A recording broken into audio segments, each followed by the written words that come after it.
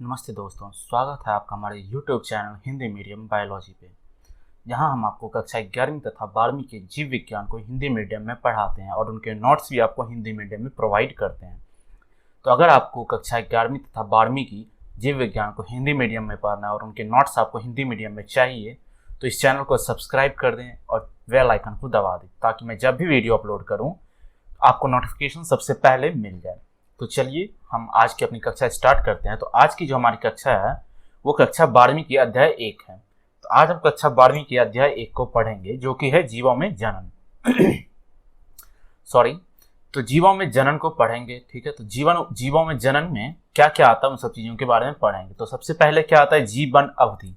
तो जीवन अवधि क्या होती है यहाँ इसमें जो है इस चैनल पे हम भी जो भी पढ़ाते हैं, मैं जो भी पढ़ाता हूँ इस चैनल पे, वो हम एनसीईआरटी के हर एक टॉपिक को कवर करते हैं। एनसीईआरटी के जितने भी टॉपिक होते हैं, टॉपिक बाय टॉपिक हम आपको पढ़ाएंगे और उनके हिंदी में नोट्स और डेफिनेशन वगैरह सब चीज़ लिखवाएंगे। तो अगर आपको पढ़ना है तो आप इस चैनल को सब्सक्राइब कर सकते हैं। ठीक है, तो चलिए अब देखते हैं जीवन अवधि। किसी भी जीव का जीवन अवधि उसके जन्म से लेकर प्राकृतिक मृत्यु तक को कहते हैं। तो जीवन अवधि किसको कहते हैं? किसी भी जीव के जीवन अवधि उसके जन्म से लेकर प्राकृतिक मृत्यु तक को कहते हैं। प्राकृतिक मृत्यु मतलब क्या होता है कि जैसे प्राकृतिक मृत्यु होना चाहिए, वो एक्सीडेंटल डेथ नहीं होना चाहिए कि किसी एक्सीडेंट में डेथ हो गया या किसी बीमारी के कारण वो डेथ हो गया, मतलब किसी बीमारी के कारण उनकी मृत्यु हो गई या किसी एक्सीडेंट में उनकी मृत्यु हो गई, वैसा नहीं होना चाहिए। मतलब प्राकृतिक मृत्यु होना चाहिए, अपने आप उनकी मृत्यु होनी चाहिए। जैसे हम लोग एक उम्र तक जीते हैं 60-70 साल में, अपने आप प्राकृतिक मृत्यु हो जाती है, तो उसको क्या कहते हैं? जीवन अवधि कहते हैं, जन्म से लेकर प्राकृतिक मृत्यु तक। ठीक है, यह आकार और जटिलता पर निर्भर नहीं करता है। ठीक है, या इस चीज पे निर्भर नहीं करेगा कि वो कोई जीव कितना बड़ा है नहीं है, वो ये इस पे निर्भर नहीं करेगा। वो किसी जीव के साइज के हिसाब से, मतलब उसके आकार के हिसाब से ये रहेगा कि जिस जीव का आकार जितना बड़ा है वो जीव उतना ज्यादा दिन तक जिंदा रहेगा, ऐसा कुछ नहीं है। ठीक है, जीव छोटा हो या बड़ा हो उसकी एक आयु सीमा होती है, उसकी एक जीवन अवधि होती है। तो जैसे देखते हैं तोता का जीवन अवधि जो होता है वो 140 वर्ष का होता है। ठीक है, वहीं पे हाथी का जीवन अवधि 190 वर्ष का होता है, मगरमच्छ का जीवन अवधि 60 वर्ष का होता है और कछुआ का जीवन अवधि 100 से 150 वर्ष का होता है। ठीक है सॉरी, सर्दी है थोड़ी सी तो जिसके कारण मैं, ठीक है, तो कछुआ 100 से 150 वर्ष तक जिंदा रहते हैं। ठीक है, तो इसके बाद जो है एनसीईआरटी में टॉपिक आता है वो क्या आता है? जनन। तो हम देखते हैं जनन क्या है। तो जनन क्या है, ये हम 11वीं कक्षा में भी पढ़ चुके हैं बहुत बार। ठीक है, तो फिर से मैं आपको यहाँ एक डेफिनेशन बताता हूँ जनन क्या है। ये एनसीईआरटी की तरह डेफिनेशन है, आपको अगर एग्जाम में पूछा जाए जनन क्या है तो आप ये भी लिख सकते हैं। ठीक है, तो यह एक जैविक प्रक्रिया है जिसमें एक जीव अपनी ही तरह के संतान को जन्म देता है। तो जनन क्या है? तो जनन एक ऐसी प्रक्रिया है जिसमें एक जीव अपनी ही तरह संतान को जन्म देता है। ठीक है, जनन 2 प्रकार के होते हैं। जनन कितने प्रकार के होते हैं? 2 प्रकार के होते हैं। तो एक होता है अलैंगिक जनन, जिसको इंग्लिश में हम लोग एसेक्सुअल रिप्रोडक्शन कहते हैं, और दूसरा होता है लैंगिक जनन, जिसको हम लोग इंग्लिश में सेक्सुअल रिप्रोडक्शन कहते हैं। तो देखते हैं अलैंगिक जनन क्या होता है।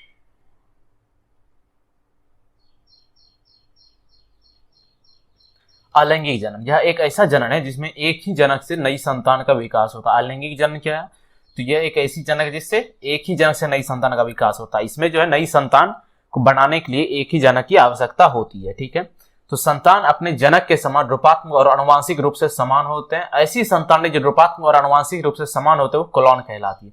अलैंगिक जनन में क्या होता है? संतान जो है अपने जनक के हूबहू समान होते हैं। ठीक है, तो ऐसे संतान क्या कहलाते हैं? वो क्लोन कहलाते हैं, जिसको हम लोग क्लोन कहते हैं। हूबहू समान होते हैं। हूबहू समान क्यों होते हैं? इसमें जो क्रोमोसोम जो बंटता है वो पूरा का पूरा इक्वल पार्ट में बंटता है, मतलब समान भाग में बंट जाता है। जैसे देखिए ये एक मान के चलिए जीव है।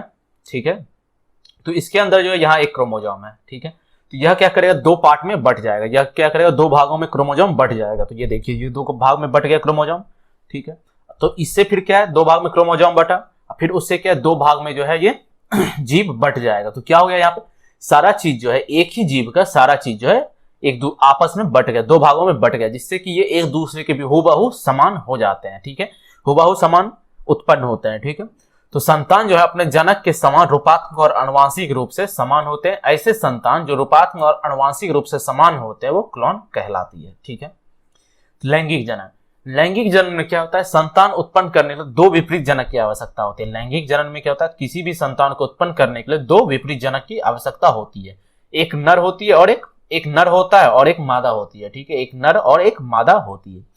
नर जो है वो नर युग्मक यानी कि शुक्राणु बनाते हैं, और मादा जो है वो मादा युग्मक यानी कि अंडाणु बनाते हैं। और जब दोनों युग्मक आपस में मिलते हैं तो वो क्या बनाते हैं, युग्मनज बनाते हैं, जिससे कि संतान की उत्पत्ति होती है। तो इसमें क्या होता है, नर का जो शुक्राणु है, नर के शुक्राणु और मादा के शुक्राणु, ये दोनों जो क्रोमोजोम है वो 23 नर के शुक्राणु में क्रोमोजोम होते हैं और 23 मादा के अंडाणु में क्रोमोजोम होते हैं। ठीक है, तो ये जब दोनों मिलते हैं तो जाइगोट बनाते हैं, युग्मनज बनाते हैं, जिसमें पूरा का पूरा 46 क्रोमोजोम होता है, जिससे कि ये जो है ना क्लोन होते हैं ना अपने जनक के समान दिखते हैं। ये क्या होते हैं, ये कुछ अलग दिखते हैं। ठीक है, अलग तरीके होते हैं। ठीक है, तो अब आगे देखते हैं मतलब हुबहू जनक के जैसे नहीं होंगे, बाकी चीज होंगी लेकिन हुबहू जनक के जैसे नहीं होंगी, जैसे कि अलैंगिक जनन में होता है। ठीक है, तो क्या होता है इसमें कि आधा जो क्रोमोजोम है वो नर से आता है, आधा क्रोमोजोम जो है वो मादा से आता है, जिसके कारण जो है ये दोनों के क्रोमोजोम से मिलकर जो बनते थे, इनका जो है शकल सूरत थोड़ा अलग होता है। ठीक है, अब देखते हैं अलैंगिक जनन के प्रकार। ठीक है, अलैंगिक प्रजनन के प्रकार, तो अलैंगिक जनन में द्विविभाजन, जिसको बाइनरी फिजन कहते हैं। ठीक है, अलैंगिक जनन में क्या होते हैं, द्विविभाजन होते हैं। एक दूसरा क्या होता है, वुकुलन होता है, वुकुलन होता है जिसको बर्डिंग कहते हैं। ठीक है, तीसरा खंडी भवन होता है जिसको फ्रेगमेंटेशन कहते हैं। चौथा बीजाणुजनक होता है जिसको स्पोरुलेशन कहते हैं। पांचवा कायिक प्रवर्धन होता है जिसको वेजिटेटिव प्रोपगेशन कहते हैं। और छठा पुनरुद्भवन होता है जिसको हम लोग रीजेनरेशन कहते हैं। ठीक है, तो अब हम इस सबको एक एक करके देखेंगे ये क्या क्या होते हैं। जैसे द्विविभाजन, जिसको बाइनरी फिजन कहते हैं। ठीक है, यह मुख्य रूप से जगत, मोनेरा और प्रोटिस्टा से संबंधित एकल कोशिका वाले जीवों में होता है। द्विविभाजन किसमें होता है, द्विविभाजन जो है मुख्य रूप से जगत जो होता है, जगत जो पढ़े थे हम लोग, तो उसमें जो मोनेरा और प्रोटिस्टा होता है उससे संबंधित एकल कोशिका वाले जीव में होता है। जैसे अमीबा, जिसको हम लोग शैवाल कहते हैं। ठीक है, पैरामीशियम में होता है। जैसे देखिए द्विविभाजन कैसे होता है, मान के चलिए एक जीव है। ठीक है, ये एक जीव है, ये जीव में देखिए ये बीच में जो ये क्रोमोजोम है, तो क्या होगा, फिर इस जीव में जो क्रोमोजोम जो है वो दो भाग में बट जाएगा, पूरा बराबर बराबर दो भाग में बट जाएगा। देखिए यहाँ बट गया। अब क्या होगा, धीरे धीरे बीच से सिकुड़न स्टार्ट होगा। सिकुड़न स्टार्ट होगा तो आधा मतलब जो बराबर क्रोमोजोम आपस में बटा था, तो एक क्रोमोजोम उस साइड चले जाएगा और एक क्रोमोजोम इस साइड आ जाएगा। फिर क्या होगा, जब बीच से सिकुड़न शुरू होगा तो सिकुड़न होते होते ये पूरा सिकुड़ जाएगा और आधा आधा टूट जाएगा। तो ये क्या बन जाएगा, दो जीव बन जाएंगे। तो यही है यहाँ पे, यह क्या किया, ये द्विविभाजन में बट गए। ठीक है, अब देखते हैं मुकुलन। मुकुलन क्या होता है, तो मुकुलन होता है बडिंग, जिसको हम लोग बडिंग कहते हैं, मुकुलन। ठीक है, ऊपर मैंने गलत बोल दिया था, वुकुलन बोल दिया था, वुकुलन नहीं, वो मुकुलन होगा। ठीक है, तो मुकुलन बडिंग, जनक के शरीर से एक मुकुल बाहर की ओर निकलता है और मुकुल जनक से अलग होकर एक नया संतान उत्पन्न करता है। क्या होता है मुकुलन में, तो जनक के शरीर से जो एक मुकुल जो है बाहर की ओर निकलता है और मुकुल जनक से अलग होकर एक नया संतान उत्पन्न करता है। ये किसमें किसमें होता है, ये खमीर में होता है और जलवयाल में होता है। ठीक है, देखिए कैसे होता है, मैंने यहाँ ड्राइंग बनाया हुआ है। तो जैसे देखिए ये एक जलवयाल है। ठीक है, तो ये पूरा जलवयाल है। तो यहां से देखिए साइड से एक छोटा जैसा क्या निकला, मुकुल बाहर निकला और ये मुकुल हल्का सा बड़ा हुआ। ठीक है, तो जब ये थोड़ा बड़ा हो जाता है तो ये क्या होता है, यहाँ से देखिए यहाँ पे फिर इसके जड़ के पास जो सिकुड़न स्टार्ट होता है और सिकुड़न स्टार्ट होके ये टूट के जो है गिर जाता है और क्या बना लेता है, नया जलवयाल बना लेता है। ठीक है, तो उसी को हम लोग क्या कहते हैं, मुकुलन कहते हैं। ये कैसे हुआ, तो मुकुलन से जो है, मुकुलन प्रक्रिया से जो है नया जीव बना, नया जन संतान इनका बना। तो क्या हो गया, ये मुकुलन हो गया। ठीक है, खंडी भवन, फ्रेगमेंटेशन, यह अलैंगिक प्रजनन या क्लोनिंग का एक रूप है जिसमें एक जीव टुकड़ों में विभाजित हो जाता है और परिपक्व पूर्ण संतान विकसित कर लेता है, जो मूल जीव के क्लोन होते हैं। मैंने ऊपर आपको बताया था क्लोन क्या होता है, अलैंगिक प्रजनन क्या होता है। उसी तरह से यहाँ जो अलैंगिक प्रजनन करते क्या करते हैं, टुकड़ों में बट जाते हैं, हुबहू जो है अपने जनक के जैसा प्रतिरूप बना लेते हैं, अपने जनक के जैसे ये संतान बन जाते हैं। तो जैसे देखिए यहाँ मैंने ड्राइंग बना दिखाया हुआ है आपको कि जैसे ये एक प्लेनेरिया है। ठीक है, प्लेनेरिया को जो है 3 भाग में डिवाइड कर दिए, 3 भाग में हम लोग बांट दिए। ठीक है, तो 3 भाग में बांट दिया तो इसके अंदर ये क्षमता होता है कि ये हर भाग से एक नया संतान उत्पन्न कर लेगा, हर भाग से एक नया जीव इसमें विकसित हो जाएगा। तो ये जो है इसी तरह से जनन करते हैं। तो जैसे देखिए ये 3 भाग में 3 टुकड़ों में बांट दिया हम इसको। तो देखिए तीनों टुकड़ा जो है थोड़ा थोड़ा विकसित होने लगा, इसके अंदर विकसित होने लगा और पूरा विकसित होकर एक नया संतान उत्पन्न कर लेता है। ठीक है, अब आगे देखते हैं क्या है बीजाणु जनक। तो बीजाणु जनक, तो बीजाणु जनक में जीव बीजाणु उत्पन्न करते हैं और बीजाणु अंकुरित होकर नया संतान बनाते हैं। बीजाणु जनक में क्या होता है, बीजाणु जनक में जीव बीजाणु उत्पन्न करते हैं और बीजाणु अंकुरित होकर नया संतान बनाते हैं। जैसे देखिए बीजाणु मुख्यतः दो होते हैं, जैसे एक जेम्यूल होता है, दो कॉनिडिया होता है। तो जेम्यूल में क्या होता है, तो जेम्यूल में ये सूक्ष्म गतिशील बीजाणु होते हैं, मतलब गतिशील होते हैं, एक जगह से दूसरे जगह वो गति करते हैं। ठीक है, ये सूक्ष्म गतिशील बीजाणु होते हैं जो कशाभिका के माध्यम से गति करते हैं। किसके माध्यम से गति करते हैं, कशाभिका के माध्यम से गति करते हैं। यह स्पोरेंगिया के अंदर बनता है। ठीक है, जैसे एग्जाम्पल इसका है क्लैडोमोनास। ठीक है, क्लामाइडोमोनास इसका एग्जाम्पल। अब दूसरा देखते हैं कॉनिडिया, ये गैर प्रेरक बीजाणु है। ठीक है, जो विशेष शाखाओं द्वारा निर्मित होते हैं जिन्हें कोनिडियोफोर्स कहा जाता है। उदाहरण पेनिसिलियम। देखिए मैंने यहाँ पे आपको पिक्चर में दिखाया हुआ है कि जैसे देखिए ये है, यहाँ पे देखिए बीजाणु जो है वो बन रहा है। ठीक है, बीजाणु बना पूरा, यहाँ पे पूरा बीजाणु विकसित हुआ और बीजाणु जब वो एक फूल में या किसी भी चीज में बन जाता है वो उससे जो है वो थोड़ा फटता है। ठीक है, जब बाद में वो फटता है तो उसके अंदर से जो बहुत सारे बीजाणु बाहर निकलते हैं, और बीजाणु बाहर निकल के क्या होते हैं, किसी भी माध्यम से वो एक जगह से दूसरे जगह जाते हैं। ठीक है, और नया संतान उत्पन्न करते हैं। ठीक है, अब देखते हैं,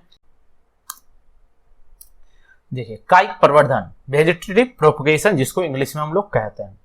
तो यह गुणन की एक विधि है जिसमें पौधों का एक दैहिक भाग जनक के शरीर से अलग हो जाता है और उपयुक्त पर्यावरणीय परिस्थितियों में एक नए स्वतंत्र पौधे के रूप में विकसित होता है। ठीक है, तो इसमें क्या होता है कायिक प्रवर्धन में, यह क्या है, गुणन की एक विधि है जिसमें पौधों का कोई दैहिक भाग जो होता है वो जनक के शरीर से अलग किया जाता है और उपयुक्त पर्यावरणीय परिस्थितियों में उनको रखा जाता है जिससे वो स्वतंत्र पौधे रूप में विकसित होते हैं। कायिक प्रवर्धन में शामिल विजोइक दैहिक भाग का कायिक प्रवर्धन कहते हैं। ठीक है, जैसे देखिए विभिन्न पौधों के कायिक प्रवर्धन क्या क्या होते हैं। तो आलू में जो है आंखें, ठीक है, जिसको आई भी बोलते हैं। देखते होंगे आप आलू के साइड में, जैसे यहाँ देखिए मैं आपको यहाँ दिखाता हूं, ये देखिए जैसे ये आलू है, तो ऐसा आप लोग देखेंगे घर में जब आलू बहुत दिन तक रखे रहता है तो ऐसा एक उससे जो भाग निकलता है, इसी को क्या कहते हैं, ठीक है, आई कहते हैं, आई बर्ड कहते हैं। ठीक है, आलू का, जिसको कि हम लोग काट के अगर खेत में या किसी जमीन के अंदर लगाते हैं तो उससे एक नया आलू बन जाता है। उसी तरह से देखिए ये अदरक है, अदरक में क्या होता है, बहुत दिन तक अदरक रखे रहने से जो है मॉइस्चर जब उसके अंदर, मतलब बहुत दिन से अदरक रखे रहने से उसके अंदर एक पत्तीनुमा स्ट्रक्चर निकल जाता है। ठीक है, पत्तीनुमा जैसा चीज निकल जाता है। तो आप अगर उसको काट के वहां से जमीन के अंदर लगा दीजिएगा तो उससे एक नया पौधा विकसित हो जाता है। ठीक है, तो आलू जो है कायिक प्रवर्धन आंखें हो गया, अदरक का कायिक प्रवर्धन प्रकंद हो गया, एगेव का बुलबुली हो गया, जलकुंभी का ऑफसेट हो गया, ब्रायोफिलम का पत्ती की कलियां हो गई। ठीक है, पत्ती के साइड में देखिए ब्रायोफिलम पौधा होता है, एक पौधा होता है जिसमें पत्ती होता है, पत्ती के साइड से जो है एक छोटा जैसा पत्ती निकलना स्टार्ट होता है और वो पत्ती निकलता है, पत्ती टूट कर जमीन में गिरता है और उससे एक नया पौधा बन जाता है। ठीक है, हो गए। ठीक है, तो आज का जो अपना टॉपिक है, आज का जो मेरा ये चैप्टर है, मैं यहीं पे खत्म करता हूं। उम्मीद है आपको यहाँ अच्छे से यह समझ में आया होगा। ठीक है, आपने अच्छे से पूरे इस नोट्स को लिख लिया होगा अपनी कॉपी में। ठीक है, अगर आपको हमारे द्वारा पढ़ाया गया ये वीडियो अच्छा लगा और मेरे द्वारा दिया गया ये नोट्स आपको अच्छा लगा तो आप इस चैनल को सब्सक्राइब करें, बेल आइकन को दबाएं और अपने दोस्तों के साथ शेयर करें। अगर आपका कोई सुझाव या फिर कोई प्रश्न हो तो आप उसे अपने कमेंट बॉक्स में लिख सकते हैं, मैं उसका उत्तर देने का प्रयास करूंगा। ठीक है, अगर आपको ये नोट्स लिखने हैं तो आप वीडियो को बीच बीच में रोक के नोट्स लिखते जाइएगा, या हूबहू एनसीईआरटी के प्रारूप की तरह नोट्स है। एनसीईआरटी में जितने भी टॉपिक हैं, जितने भी विषय कवर किए गए, मैं इन सारी विषयों को यहाँ पे कवर करता हूँ और सारे के सारे नोट्स आपको देता हूँ। तो आप वीडियो को बीच बीच में रोक के नोट्स लिखते जाइए। ठीक है, चलिए तो आज की कक्षा हम यहीं तक रहने देते हैं। अगली कक्षा में हम भाग 2 को पढ़ेंगे। आज ये हमारा भाग 1 यहाँ तक रहने देते हैं। आज हम लोग अलैंगिक प्रजनन के बारे में यहाँ तक पढ़ लिए। ठीक है, तो कल जो है हम लैंगिक जनन के बारे में पढ़ेंगे। ठीक है, तब तक के लिए बाय।